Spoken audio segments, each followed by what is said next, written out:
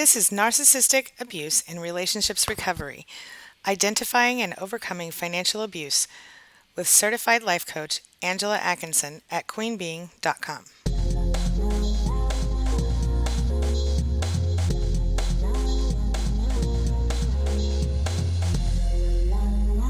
Hi, I'm Angie Atkinson. I'm a certified life coach, an author, and a survivor of narcissistic abuse in relationships. Today, we're going to discuss financial abuse, and I'm going to offer you a webinar, Financial Abuse 101, Identifying and Managing Financial Abuse in Toxic Relationships. This is all a part of the Narcissistic Abuse Recovery efforts at queenbeing.com and narcissismsupportcoach.com. Let's begin today with a quote. Domestic violence victims frequently cite income, employment, and financial stability as the strongest, most immediate deterrents to leaving abusive situations. During this course, we will define financial abuse. We will discover how a narcissist can abuse you through your financial situation and your money. We will discover shocking financial abuse facts. We will learn how financial abuse begins. We will learn signs that you might be experiencing financial abuse and how to deal with those. And we'll learn how to deal with financial abuse with our special 8-step plan. Now, we'll also provide useful resources for victims of financial abuse. Let's start here. Let's define financial abuse. Have you ever had a narcissist tell you that he or she knows you better than you know yourself? How about being told that your feelings and thoughts aren't real or legitimate? Maybe you've been treated like a child or as though you just weren't good enough. And depending on the point in your life in which you met the narcissist and the intensity of his or her manipulation, you might even believe him. Why do they do this?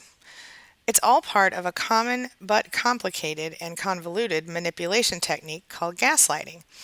But sometimes the abuse can shine through in a kind of surprising place, one that many people don't consider when they ask why you just won't leave the narcissist if it's so bad. And that's your money, your financial situation. So, how does a narcissist abuse and control you through your finances? Well, unfortunately, financial abuse is a common tactic that abusers of all types will use with their victims.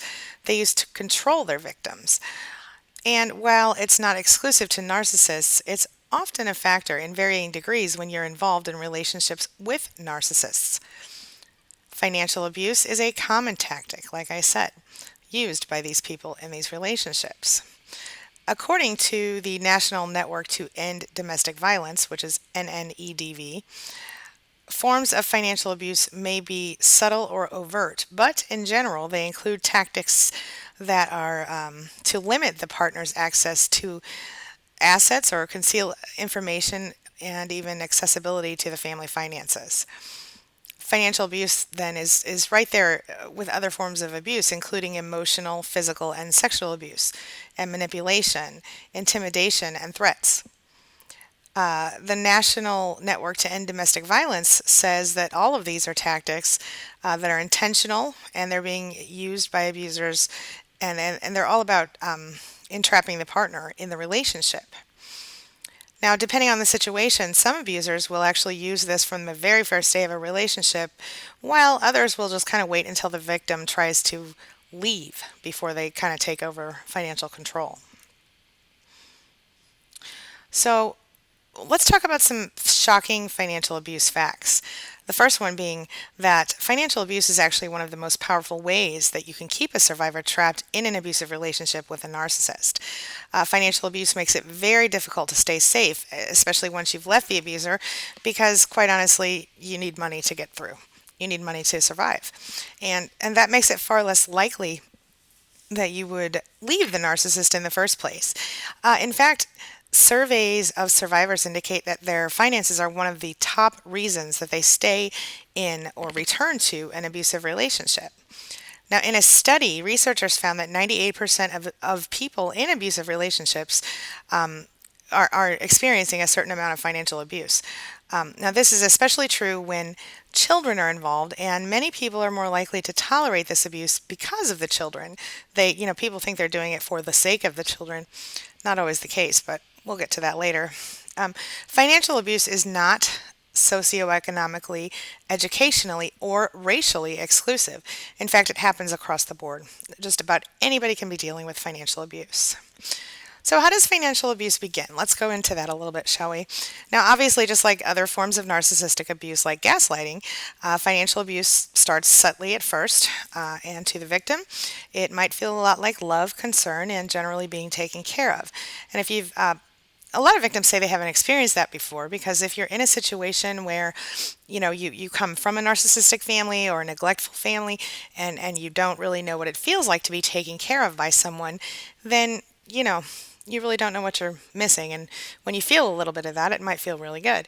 Now, a lot of the times, this will manifest in the way that the abuser will offer to handle the finances for you. And sometimes they'll even give you an allowance to sort of take care of your needs. Now, again, at first, that feels really great. It feels like a huge sense of relief, something taken off your shoulders. And quite honestly, you probably believe you can trust your partner if you go for that deal.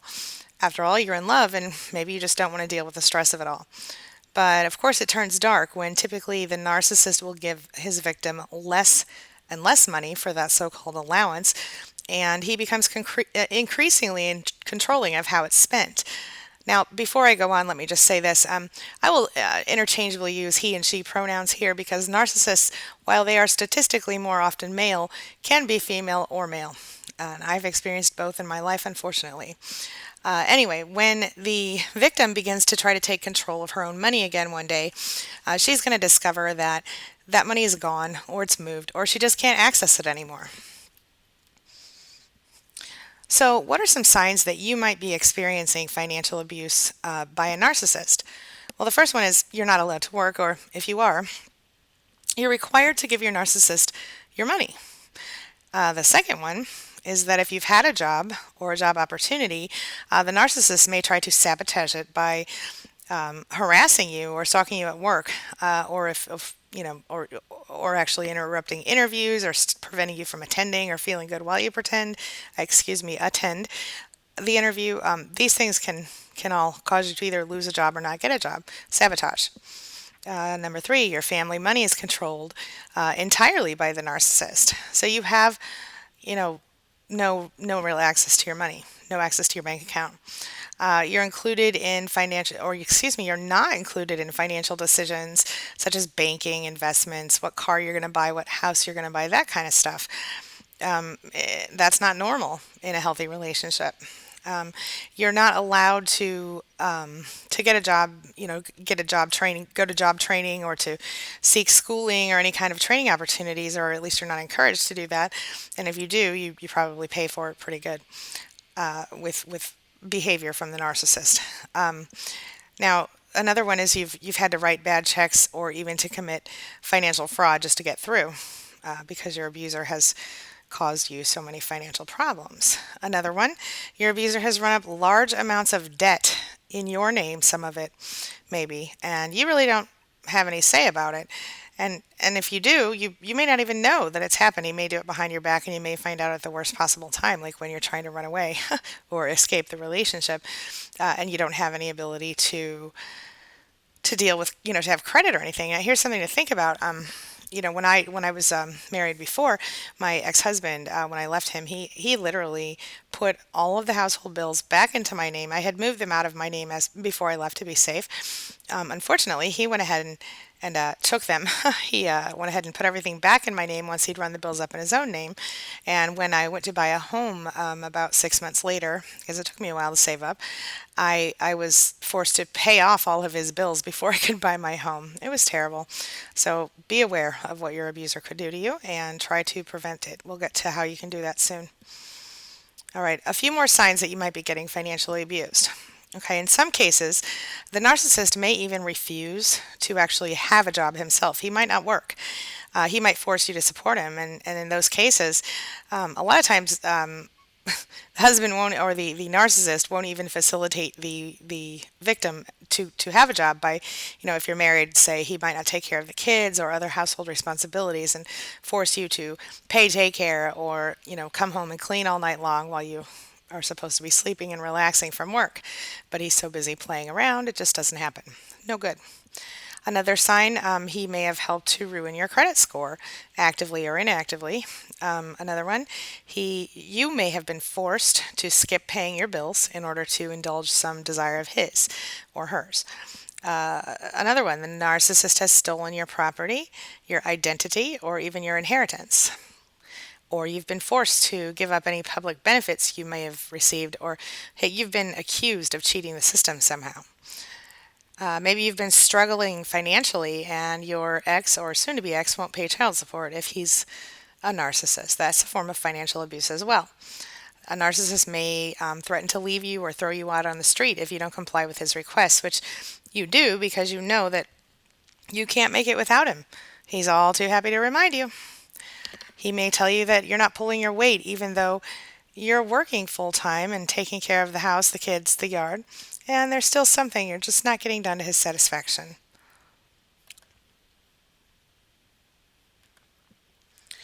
So, how do you deal with financial abuse?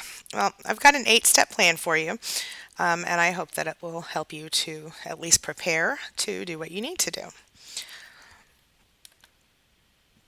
So, the first step is that you want to get organized and informed. So, you're going to start by just gathering up all of the important documents or copies if you need them. If you don't have the originals, you can order those online, and you want to keep them in a safe place. Now, this might include items like your birth certificates and your children's, of course, social security cards, passports, bank statements, marriage certificates, documents that are related to your professional accomplishments or your college degrees, statements for your mortgage, your credit card, etc., personal documents, and any family information that you may need. This is important because it helps you to have everything you're going to need if you ever do decide to go.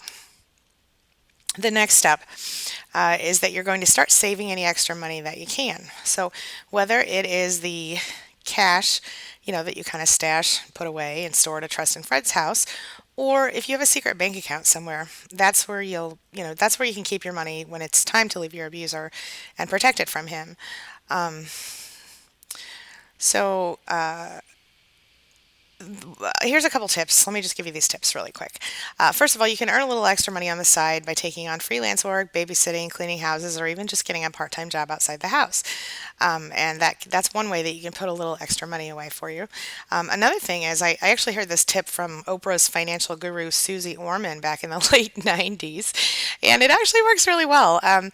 And it's just real simple. Only spend paper money. So you don't ever spend change. That's it.